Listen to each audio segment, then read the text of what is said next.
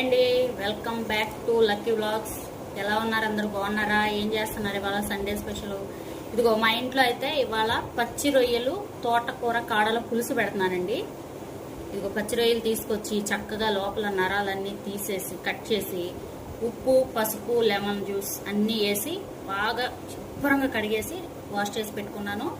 దీనిలోకి ఇదిగోండి ఇవి తోటకూర కాడలు బాగా ముదిరివి, పెరుగు తోటకూరవి. ఇదిగో ములక్కాయలాగా చక్కగా ఇలా అంటే ఏమన్నా కొట్టున్నా వచ్చేస్తుంది. చాలా టేస్టీగా ఉంటుందండి. చక్కగా తోటకూర కాడలు పచ్చి రొయ్యలు పులుసు చాలా టేస్టీగా ఉంటుంది.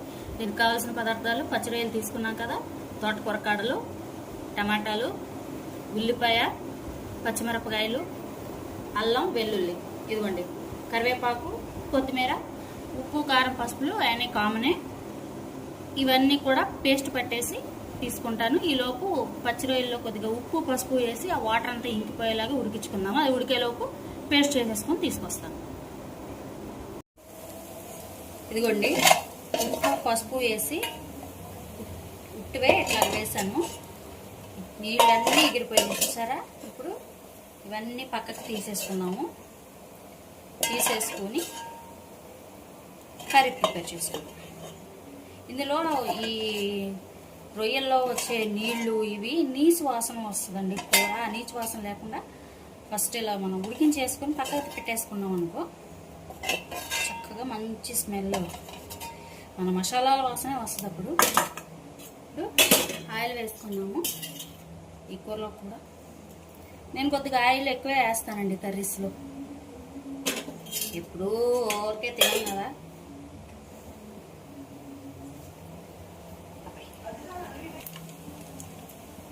ఇదిగోండి ఆయిల్ వేసాను, వేడెక్కింది. ఇది మెంతులు, ఆవాలు పౌడర్ ఆయిల్లో ముందు వేసేసుకుంటాము.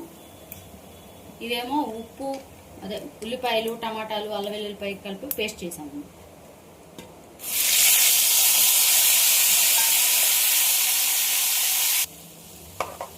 ఇదిగోండి ఈ ఉల్లిపాయ, టమాటా అంతా బాగా ఆయిల్ తెలే వరకు ఉడికించేసుకున్నాక అప్పుడు ఏం చేయాలో అప్పుడు చూద్దాం. ఓకేనా? ఇదిగోండి ఆయిల్ పైకి వచ్చేసింది, చక్కగా ఉడికిపోయింది. ఉల్లిపాయ, టమాటా పేస్టు, అల్లం వెల్లుల్లి. ఇప్పుడు ఇదిగో తోటకూర కాడలు వేస్తాను ఇందులోనే. ఇవి చక్కగా మగ్గుతాయి. మగ్గిన తర్వాత చూపిస్తాను.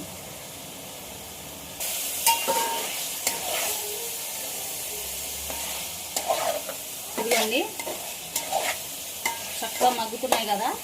ఈ స్టేజ్లో కొద్దిగా మనం ఉప్పు, పసుపు వేస్తాం.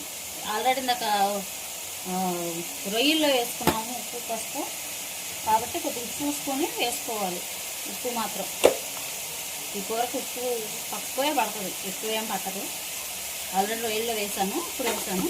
ఇప్పుడు ఉడికిపోయిన తర్వాత ఇది వేగనిద్దాం. ఇలా మూత పెట్టేసి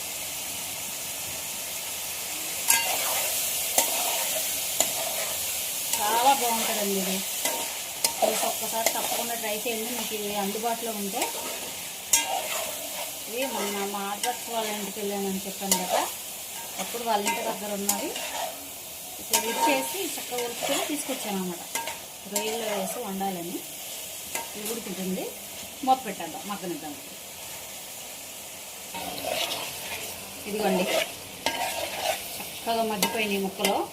ఇదంతా కూడా మీడియం ఫ్లేమ్లో పెట్టి చేసుకోవాలండి. ఇది కొద్దిగా లేకపోతే ఇది వచ్చేసారా చక్కగా ఉడికిపోయింది అన్నమాట.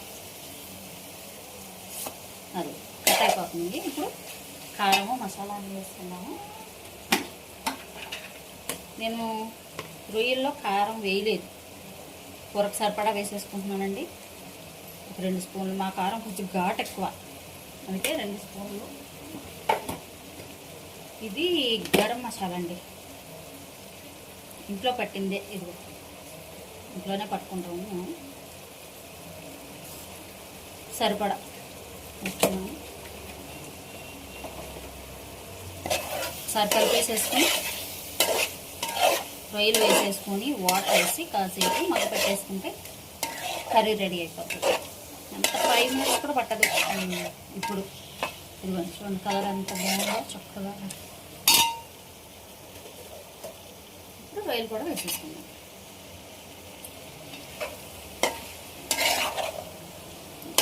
ఒకసారి అంతా కలిపేసుకుని సరిపడా వాటర్ పోసేసుకుని ఉడుకుపోతున్నాం. ఇందాక చూసారా ఆయిల్ హెవీగా ఉందేమో అనుకున్నారు, ఇవన్నీ వేస్తారు చూసారా సరిపోయింది ఆయిల్.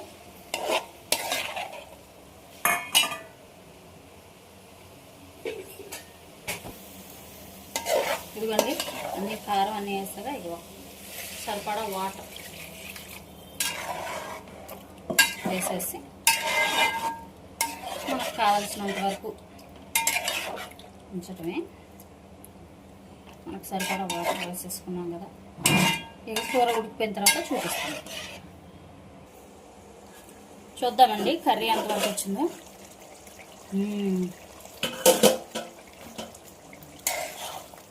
ఇదిగో అయిపోయింది, రెడీ అయిపోయింది. ఇప్పుడు ఇందులో పచ్చిమిర్చి,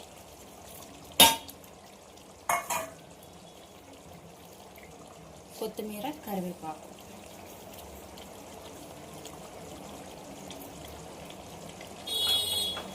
వేసేసుకొని ఒకసారి కలిపేసుకుంటే కర్రీ రెడీ అయిపోయిందండి. తప్పకుండా ట్రై చేయండి అందరూ, చాలా టేస్టీగా ఉంటుంది. ఎలా వచ్చిందో నాకు కామెంట్ చేయండి, ఓకేనా? లైక్ చేయండి, షేర్ చేయండి, సబ్స్క్రైబ్ చేయండి. Thanks for watching.